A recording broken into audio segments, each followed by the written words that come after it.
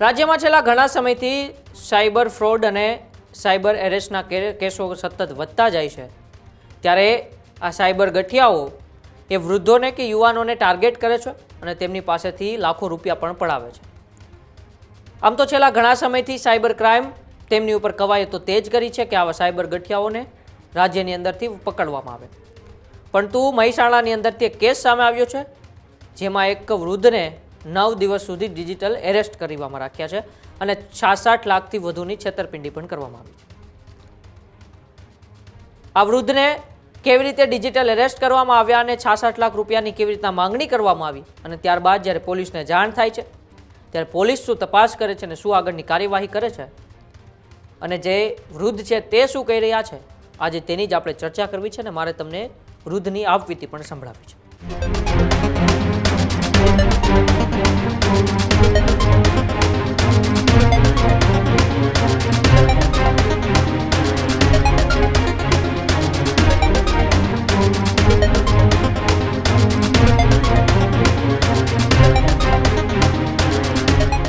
મહેસાણામાં સાયબર ગઠિયાઓએ રમેશચંદ્ર પટેલ નામના વૃદ્ધને 9 દિવસ સુધી ડિજિટલ એરેસ્ટ કરી રૂપિયા 66 લાખથી વધુની છેતરપિંડીનો પ્રયાસ કર્યો હતો।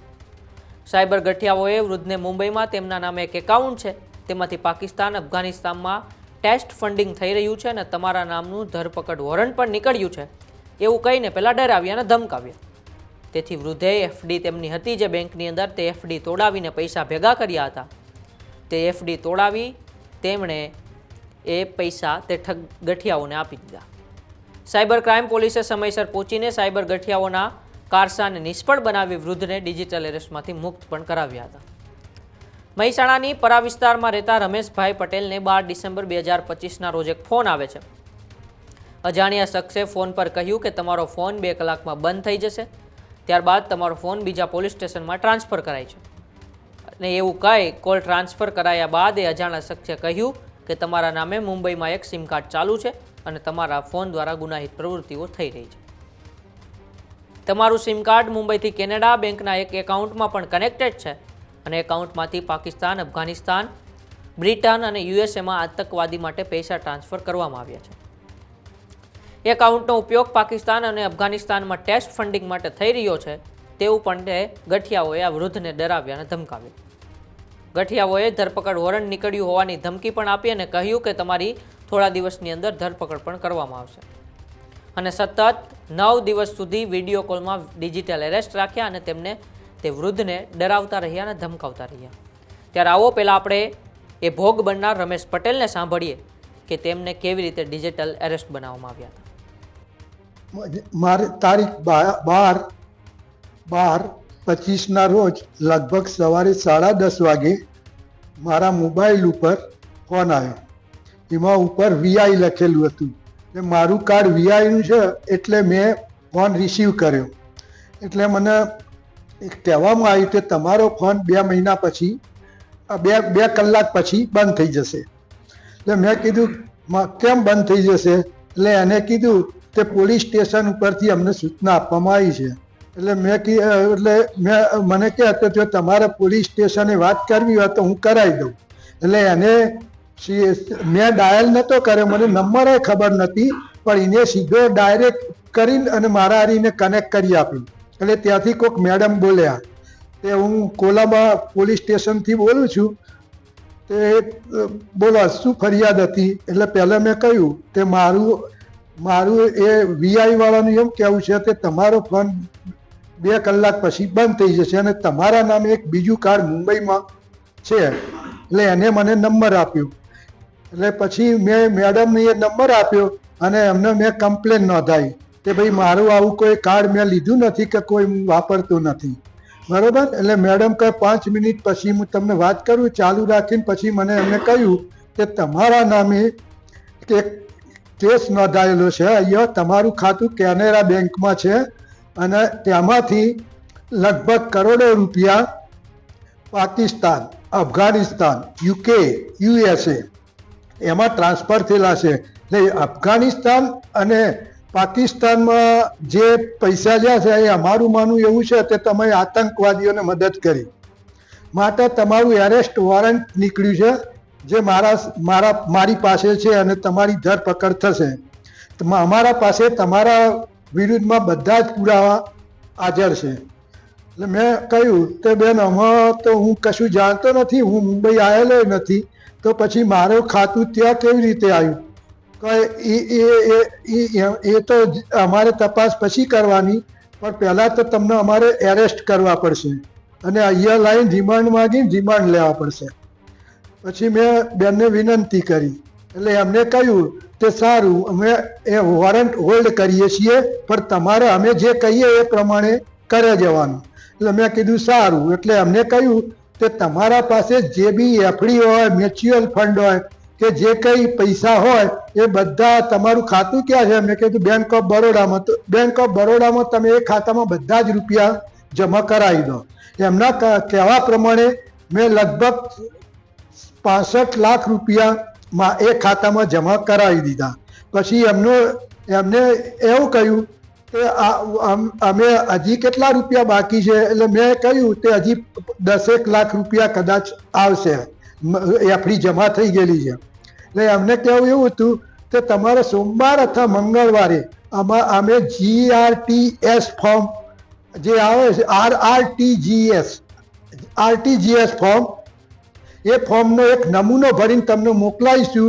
અમે જે પાર્ટીને લખીએ અને જે ખાતે કહીએ એમાં તમારે સહી કરીને અને બેંકમાં આપી દેવાનું અને એક ચેક આપી દેવાનો, અને એ પૈસા અમારા ગવર્મેન્ટમાં જમા થઈ જશે.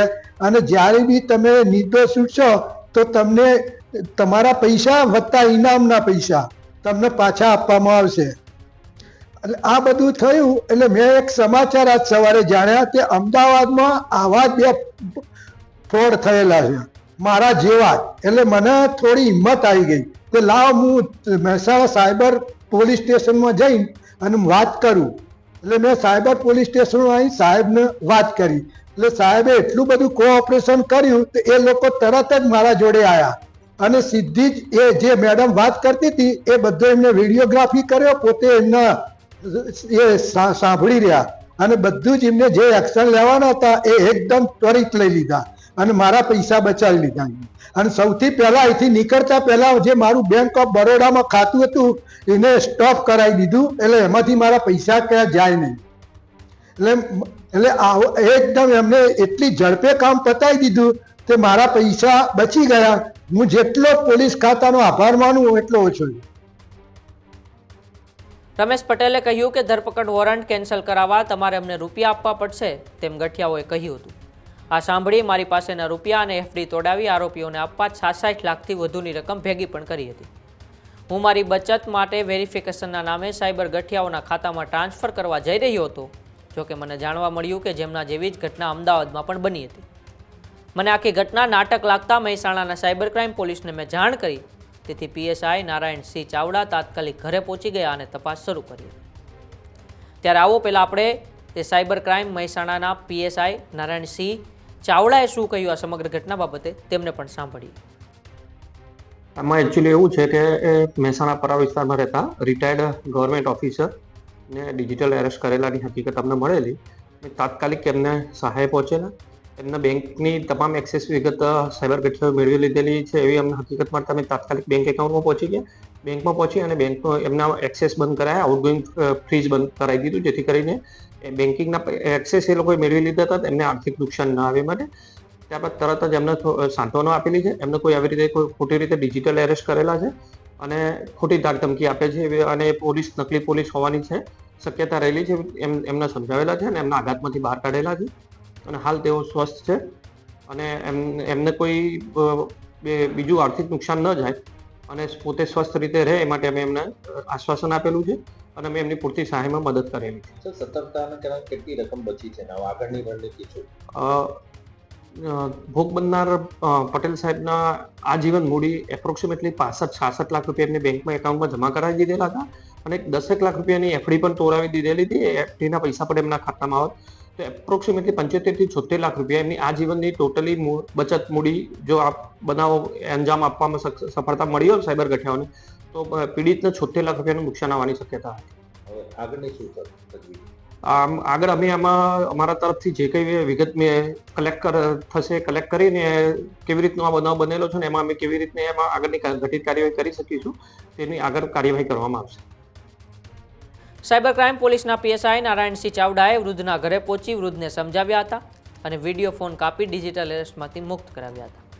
ડિજિટલ એરેસ્ટ થયેલા વૃદ્ધ ઘરમાં વાતો કરતા હતા. તે સમયે પોલીસ આવી જતા આરોપીઓએ ફોન કટ કરી દીધો હતો. પોલીસે વિડીયો કોલ કાપીને તેમને ડિજિટલ એરેસ્ટમાંથી મુક્ત કરાવ્યા હતા. રાજ્યમાં અવારનવાર વૃદ્ધોને આ ડિજિટલ ગઠિયાઓ, સાયબર ગઠિયાઓ જે ટાર્ગેટ બનાવે છે, લાખો રૂપિયા, કરોડો રૂપિયા પડાવે છે. થોડા સમય પહેલાં વડોદરાની અંદરથી પણ એક આવી ઘટના સામે આવી હતી. એ પહેલાં અમદાવાદની અંદરથી પણ આવી અનેક ઘટનાઓ સામે આવી છે. ત્યારે સાયબર ગઠિયાઓ બેફામ બનીને આતંકવાદીઓના સંગઠન સાથે તમે સંકળાયેલા છો કે પછી તમે કોઈ દેશ વિરુદ્ધની પ્રવૃત્તિ કરી રહ્યા છો તેવું કહીને ડરાવે છે, ધમકાવે છે અને લાખો રૂપિયા પડાવી લે છે. મહેસાણાની અંદર રમેશચંદ્ર સાથે પણ આ કંઈક આવી જ ઘટના બનવાની હતી, પરંતુ તે પહેલાં તેઓને જાણ થઈ કે અમદાવાદની અંદર પણ એક આવી ઘટના બનેલી છે. તેથી તેમને શંકા ગઈને શંકાના આધારે તેમણે સાયબર પોલીસને ફરિયાદ કરી. સાયબર પોલીસને ફરિયાદ કરતાં જ સાયબર પોલીસ ઘરે પહોંચે છે અને સતત 9 દિવસથી જે વૃદ્ધ એ આ સાયબર એરેસ્ટમાં હતા તેમને તે મુક્ત કરાવે છે.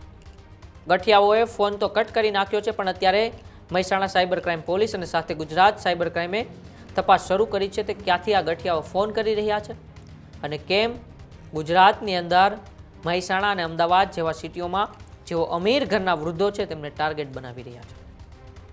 તમારી સાથે પણ કોઈ આવી ઘટના બને, કોઈ આવો ફોન આવે તો ડરતા નહીં, ડરવાની જરૂર નથી.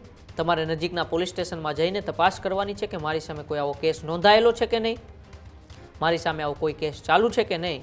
પરંતુ આ બધા લોકો જેવા ગઠિયાઓ છે, સાયબર ફ્રોડ કરી રહ્યા છે, તેવા લોકોના ઝાડમાં ફસાઈને તમારે ક્યારેય પણ રૂપિયા આપવાની ભૂલ ના કરતા. કારણ કે આવો કોઈ પણ પ્રકારનો ફોન આવે તો નજીકના પોલીસ સ્ટેશનનો સંપર્ક કરવો જોઈએ. ત્યાં જઈને તમારી વાત મૂકજો કે મને આવી રીતના ફોન આવે છે, તેથી પોલીસ તમને રસ્તો આપશે. અને જો કોઈ તમે હજુ પણ આવી રીતના ડિજિટલ એરેસ્ટમાં ફસાયેલા હોય તો નજીકના પોલીસ સ્ટેશનમાં જજો, તેમને જાણ કરજો કે મારી સાથે પણ આવો ફ્રોડ થયો છે.